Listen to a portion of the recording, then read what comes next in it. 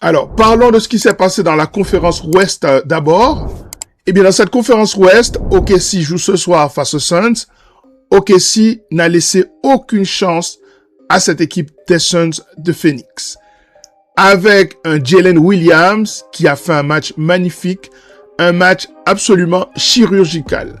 L'impression de supériorité d'OKC est assez grande. Mais attention, parce que quand on va parler de la conférence Est, on a eu cette même impression après le premier match d'un certain Boston Celtics. Ça n'a pas empêché un retournement de la table. Mais on revient sur cette conférence Ouest et cette performance du champion en titre qui a été sans pitié pour cette équipe des Suns de Phoenix où il manque à peu près tout. Il faut absolument que ces garçons élèvent leur niveau de jeu. Dans la deuxième série de cette conférence Ouest, le deuxième de la conférence a perdu hier soir face à Portland et perd du coup l'avantage du terrain. Et surtout, les Spurs de San Antonio perdent Victor Wembanyama qui est sorti sur une commotion cérébrale. J'ai vu le choc, c'est assez flippant. Est-ce qu'il sera de retour pour le prochain match? En ce qui a trait au protocole, normalement c'est 48 heures. Et 48 heures justement, c'est ce qui sépare le match d'hier et le prochain match. Est-ce que les Spurs peuvent aller gagner à Portland? Oui. Normalement, oui. Mais pour ça, il y a un garçon qui doit se réveiller. Il s'appelle De'Aaron Fox. Castle est trop seul en l'absence de Wemby. Il faut que Fox se réveille, tout simplement. Mais vous le savez, si vous êtes fan des Lakers, qu'il est toujours très compliqué d'aller gagner dans l'Oregon. On a fait l'expérience des dizaines de fois. En playoff, l'ambiance là-bas est électrique. Dans la troisième série de cette conférence Ouest, les amis, c'est peut-être la meilleure série de cette conférence Ouest. Ce sont les Nuggets de Denver et les Wolves de Minnesota. C'est-à-dire les deux dernières équipes à avoir éliminé les Lakers en playoff. Et mon Dieu, quelle bataille!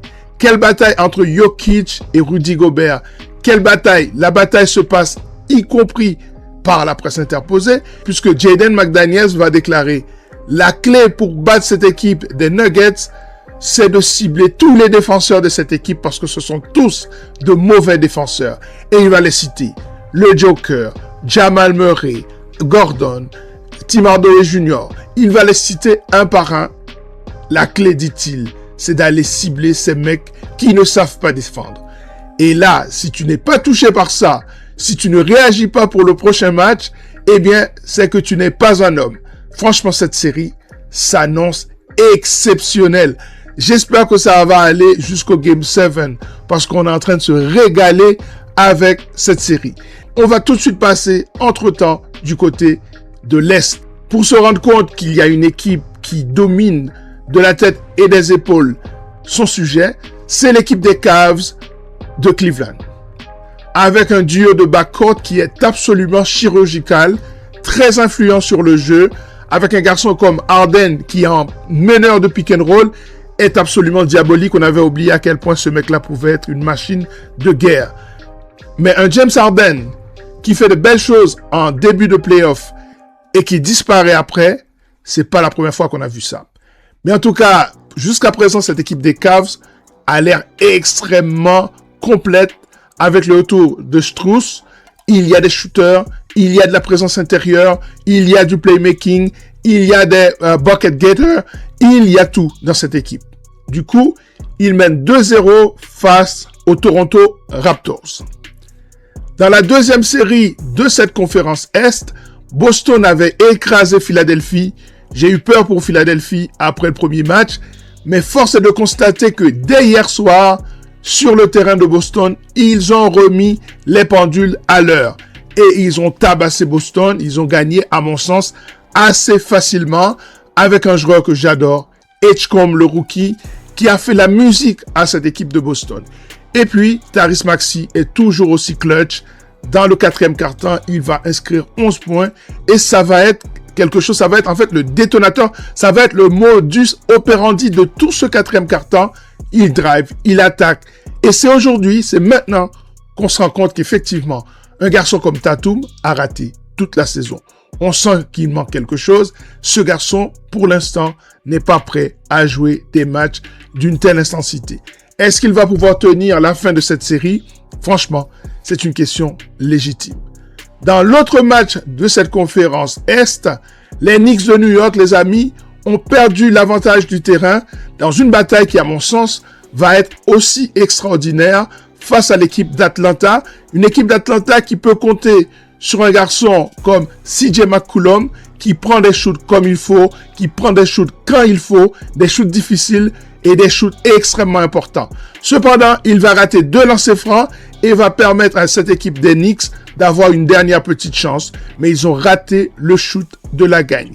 Cette équipe des New York Knicks est en grande difficulté, les amis, parce que Atlanta, c'est l'équipe qu'il fallait pas rencontrer dans ces playoffs.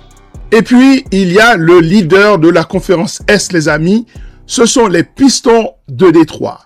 Et ils ont perdu leur premier match. J'ai regardé ce match du début à la fin. Et dès que ce match a commencé, je me suis dit, Orlando est chaud. Orlando est chaud, ça va être compliqué. Quand tu regardes cette équipe d'Orlando, c'est pas un 8e de conférence Est. Cette équipe, c'est un top 4 sur le papier de cette conférence Est.